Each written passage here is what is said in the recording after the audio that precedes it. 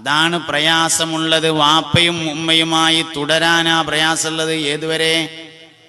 ഏതുവരെ വാപ്പിമ്മയാണെന്നറിയോ?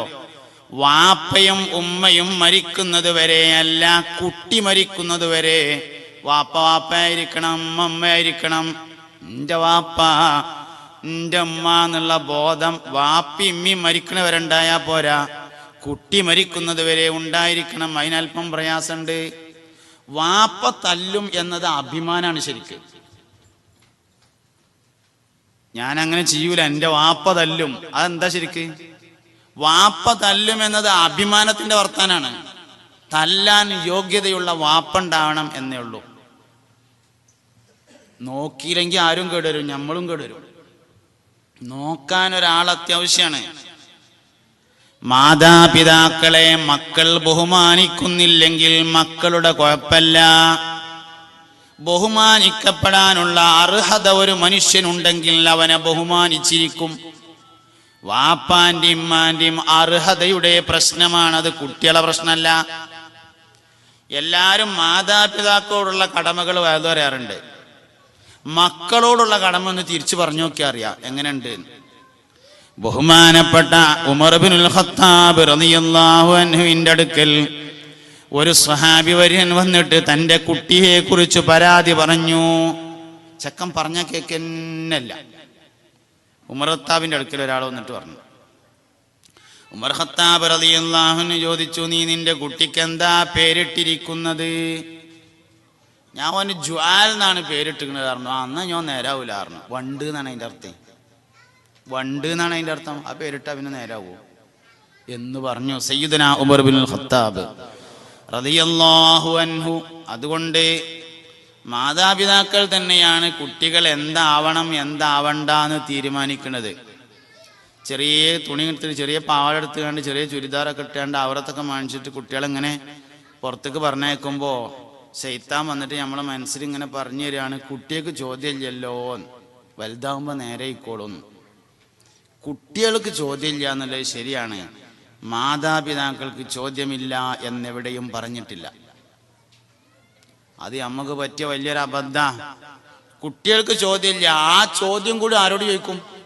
വാപ്പാടുമ്മാരോടും ചോദിക്കും, മാപ്പാനോടും ഉമ്മാനോടും ചോദിക്കും. അതുകൊണ്ട് വകതിരിവുള്ള കുട്ടിയെ, അല്പം കുടിയറച്ച കുട്ടിയെ ഔറത്ത് മറക്കാതെ പൊതുനിരത്തിലേക്ക് ഇറക്കിയിട്ട് ആ കുട്ടി ജീവിതത്തിൽ ആ ശൈലി തുടർന്നാൽ അത് കാരണം മാതാപിതാക്കൾ ശിക്ഷിക്കപ്പെടുമെന്ന കാര്യം തീർച്ചയാണ്. വ്യഭിചാരം ഗൗരവം കുറഞ്ഞുകൊണ്ടിരിക്കുകയാണ്. വ്യഭിചാരം ഗൗരവം കുറഞ്ഞുകൊണ്ടിരിക്കുകയാണ്. വ്യഭിചരിച്ച പുരുഷനും വ്യഭിചരിക്കപ്പെട്ട സ്ത്രീക്കും ഒരേ ശിക്ഷയാണ്. നാളെ മഹ്ശറയില് നല്ലോണം ശ്രദ്ധിച്ചോളി. ഗുഹ്യത്തിലൂടെ ഒരു ചലമലിപ്പിച്ചുകൊണ്ട് നാളെ മഹ്ശറയിൽ ഹാജരാക്കപ്പെടുന്നതാണ്. നരകത്തിൽ അവന്റെ അവളുടെ തൊട്ടടുത്തുള്ള ആൾ അവരെ ആക്ഷേപിച്ചുകൊണ്ടിരിക്കും, ദുർഗന്ധം കാരണം. നരകത്തിൽ അടുത്തുള്ള ആള്. ولا يزنون ومن يفعل ذلك يلقى ثاما يضاعف له العذاب يوم القيامة ويخلد فيه مهانا إلا من تاب وآمن وعمل عملا صالحا فأولئك يبدل الله سيئاتهم حسنات. ഖേദിച്ചു മടങ്ങിയിട്ടില്ലെങ്കിൽ പരാജയമാണ്. വ്യഭിചാരം എന്ന് പറഞ്ഞാൽ ഗുഹ്യം കൊണ്ടുള്ള വ്യഭിചാരം മാത്രല്ല, നേത്ര വ്യഭിചാരത്തിനും ശിക്ഷ തന്നെയാണ്, സ്പർശന വ്യഭിചാരത്തിനും ശിക്ഷ ഇതുതന്നെയാണ്, സംസാര വ്യഭിചാരത്തിനും ശിക്ഷ ഇതുതന്നെയാകുന്നു. വ്യഭിചരിച്ചവനും വ്യഭിചരിക്കപ്പെട്ടവൾക്കും ഒരേ ശിക്ഷയാണ്. നീ ഔറത്ത് വെളിവാക്കിയിട്ട് നടക്കുമ്പോ ഒരാള് നിന്നെ നോക്കിയാൽ അവനും ശിക്ഷ തന്നെയാണ്, നോക്കപ്പെട്ട നിനക്കും ശിക്ഷ തന്നെയാണ്. അനക്കും അതന്നെ ശിക്ഷ, ഓനും അതന്നെ ശിക്ഷ, രണ്ടാൾക്കും ഒരേ ശിക്ഷയാണ്. ശിക്ഷയിൽ ആർക്കും ഇളവില്ല. ഏത് ശിക്ഷ ഇളവ് ചെയ്താലും വ്യഭിചാരത്തിന്റെ ശിക്ഷക്ക് ഇളവില്ല, അത് ഇരട്ടിയാണ്. യുളാഫു ലഹുൽ അദാബു യൗമൽ ഖിയാമ. വ്യഭിചാരിക്ക് ശിക്ഷ നാളെ ഖിയാമത്ത് നാളിൽ ഇരട്ടിയാക്കി കൊടുക്കുന്നതാണെന്ന് വിശുദ്ധ ഖുർആൻ. അതുകൊണ്ട് നീ ഔറത്ത് കാണിച്ചാൽ നിന്നെ നോക്കുന്നവനും ശിക്ഷയുണ്ട്, നിനക്കും ശിക്ഷയുണ്ട്. എന്തിനാ വെറുതെ വ്യഭിചരിക്കുന്നത്? നമ്മൾ ഈ ദുന്യാവിലാകെ കുറഞ്ഞ കാലം നമ്മൾ മനസ്സിലാക്കിയത് ഗുഹ്യ വ്യഭിചാരം മാത്രമേ വ്യഭിചാരമുള്ളൂ എന്നാണ്. കല്യാണത്തിന്റെ തലേ ദിവസം രാത്രി പന്തലിൽ സ്വന്തം മകളെ അണിയിച്ചൊരുക്കി മുടി കാണിച്ച് നിർത്തിക്കൊടുക്കുന്ന, വരുന്നവർക്കൊക്കെ സംസാരിക്കാന് അമ്മായിയുടെ മകന്റെ പേരക്കുട്ടിക്ക്, എളാപ്പാനെ കെട്ടിച്ചോടുന്ന് വരുന്ന ആൾക്കാർക്ക്, അവർക്കൊക്കെ കാണാൻ വേണ്ടി നേത്ര വ്യഭിചാരം ചെയ്യാൻ വേണ്ടി മുല്ലപ്പൂവും ചൂടിയിട്ട് അണിയിച്ചൊരുക്കി പന്തലിൽ നിർത്തി കൊടുക്കുന്ന വാപ്പയും ഉമ്മയും വ്യഭിചാരത്തിന്റെ ശിക്ഷ അനുഭവിച്ചാൽ മതിയാകില്ല, വ്യഭിചാരശാല നടത്തിയതിന്റെ ശിക്ഷ അനുഭവിക്കേണ്ടി വരും. എന്താ അതുകൊണ്ടൊക്കെയുള്ള മേച്ചം? നമ്മൾ നന്നാകാത്തതിന് ആരും പറഞ്ഞിട്ട് കാര്യമില്ല, നമ്മളെ കുഴപ്പമാണിത്, വേറെ ആരും കുഴപ്പമില്ല. ദീൻ എന്ന് പറഞ്ഞത് പള്ളിയിൽ മാത്രമുള്ളതല്ല, അത് നമ്മുടെ വീട്ടിലും, അത് നമ്മുടെ നാട്ടിലും, അത് നമ്മുടെ യാത്രയിലും, കല്യാണത്തിലും, കാനോത്തിലും, നമ്മുടെ സൽക്കാരത്തിലും എല്ലാം നിൽക്കേണ്ടതാണ് പരിശുദ്ധ ഇസ്ലാം. അത് പ്രായോഗികമാണ്, എല്ലായിടത്തും പ്രായോഗികമാണ്, എല്ലായിടത്തും ഫിറ്റാണ്. ലജ്ജയെ മതത്തിന്റെ ഭാഗമായി പഠിപ്പിക്കുന്ന ഏക പ്രത്യയ ശാസ്ത്രമാണ് ദീനുൽ ഇസ്ലാം.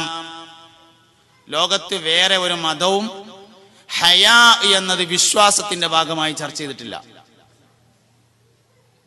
ലജ്ജ ഈമാന്റെ ഭാഗമായി ഇസ്ലാം ദീൻ മാത്രമേ ചർച്ച ചെയ്തിട്ടുള്ളൂ, വേറെ എവിടെയും ചർച്ച ചെയ്തിട്ടില്ല. അതുകൊണ്ട് സ്ത്രീകൾക്കിടയിൽ നിന്ന് ഹയാ എന്ന ലജ്ജ എടുത്തു പോകുന്നുണ്ടോ എന്ന് നിരീക്ഷിക്കണം. സോഷ്യലിസ്റ്റുകൾക്ക് അത് അറിയേണ്ട കാര്യമില്ല, കാരണം അവർക്ക് ലജ്ജ ചർച്ചാ വിഷയമല്ല. ഇത് ഈമാനുള്ളവർക്കല്ലാതെ വേറെ ആർക്കും പറഞ്ഞോട്ട് മനസ്സിലാവില്ല, കാരണം അത് ഈമാനിൽ കണക്റ്റഡ് ആണ് ലജ്ജ. അൽ ഹയാഉ ശുഅബത്തും മിനൽ ഈമാൻ, ഹബീബുനാ റസൂലുള്ളാഹി.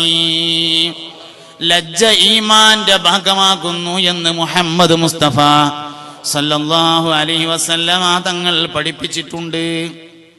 ഞാന് നിങ്ങളുടെ കൂട്ടത്തിൽ കല്യാണം കഴിഞ്ഞു കൊണ്ടുവന്ന പുതുക്ക പെണ്ണിനേക്കാൾ ലജ്ജയുള്ളവനാണെന്ന് ത്വാഹ നബി സല്ലല്ലാഹു അലൈഹി വസല്ലം. ഭയങ്കര ലജ്ജയായിരുന്നു നബി തങ്ങൾക്ക്. കുപ്പായം ധരിക്കാതെ നബി തങ്ങളെ ആരും കാണുമായിരുന്നില്ല. പുണ്യനബി മറക്കിരുന്നത് ആരും കണ്ടിട്ടില്ല. മലമൂത്ര വിസർജനം നടത്തുന്നത് ആരും കണ്ടിട്ടില്ല. അങ്ങനെയാണ്. ജാഹിലിയ്യ കാലഘട്ടത്തിൽ പോലും നബി തങ്ങളുടെ ഔറത്ത് കണ്ട മനുഷ്യർ ഇല്ല. കാബം പുതുക്കി പണിയുന്ന സമയത്ത് കല്ല് കൊണ്ടുപോവാൻ വേണ്ടി എല്ലാവരും വസ്ത്രം അഴിച്ചുകൊണ്ട് തിരികെയാക്കിയപ്പോഴും നബി തങ്ങൾ അങ്ങനെ ചെയ്തിട്ടില്ല. അങ്ങനെയാണ്.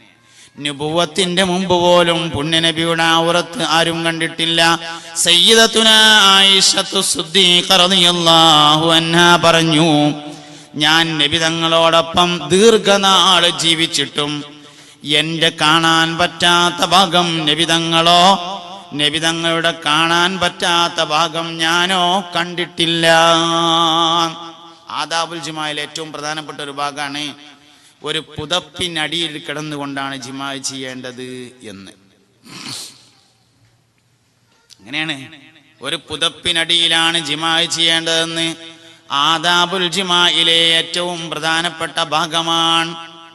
സ്വഹാബത്തിന്റെ ചരിത്രത്തിൽ കാണാം, പൂച്ചയെ പോലും അകത്ത് നിന്ന് പുറത്താക്കിയതിനു ശേഷം മാത്രമേ ഭാര്യ ഭർത്താക്കന്മാർ ഒന്നിച്ച് കിടക്കാറുള്ളൂ എന്ന് ചരിത്രത്തിൽ കാണാം. പൂച്ചയെ പോലും പുറത്താക്കിയിട്ട്, അതാണ് ലജ്ജ എന്ന് പറയുന്നത്. ലജ്ജ എടുത്തുപോയി, അതാണ് നമ്മളെ ഏറ്റവും വലിയ പ്രശ്നം.